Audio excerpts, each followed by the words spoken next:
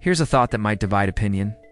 Referees, especially at the highest level, should be former footballers, out assistant referees, linesmen, or fourth officials.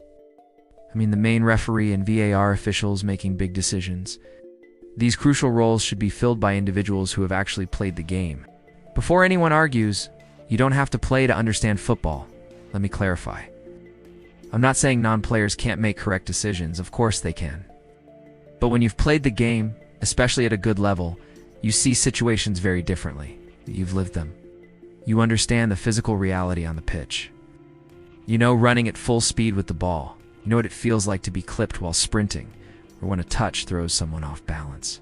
And more importantly, you know when a player is trying to deceive you. This insight isn't always learned by just watching football from the outside. When you've been on that pitch, you can truly put yourself in the player's boots. Did he get taken out? Could he stay on his feet? Or did he exaggerate the touch? Football is full of these little moments. Referees who haven't played sometimes struggle to read them. Take dribblers, for example. Players who run at defenders constantly. They get kicked all the time. They get clipped. They get nudged. But most of the time, they carry on. Why? Because they still have the ball. Look at players like Messi over the years. He's been fouled thousands of times in his career. Watch closely. If he can still keep possession, he keeps going. He doesn't stop the play.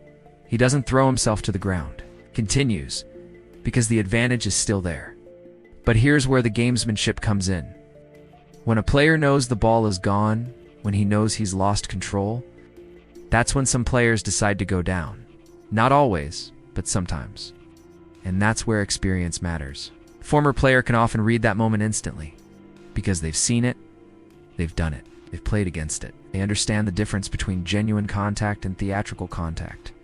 The difference between losing balance and choosing to fall. Now imagine you're a referee who's never really played the game at a competitive level.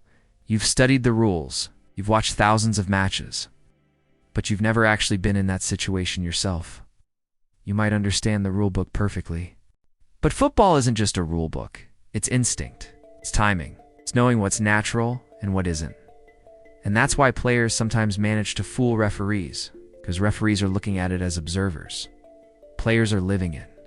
If referees were former players, even if they only played at a semi-professional level, that understanding of the game would be deeper. They'd recognize the tricks, they'd recognize the exaggerations, they'd recognize when a player genuinely couldn't continue.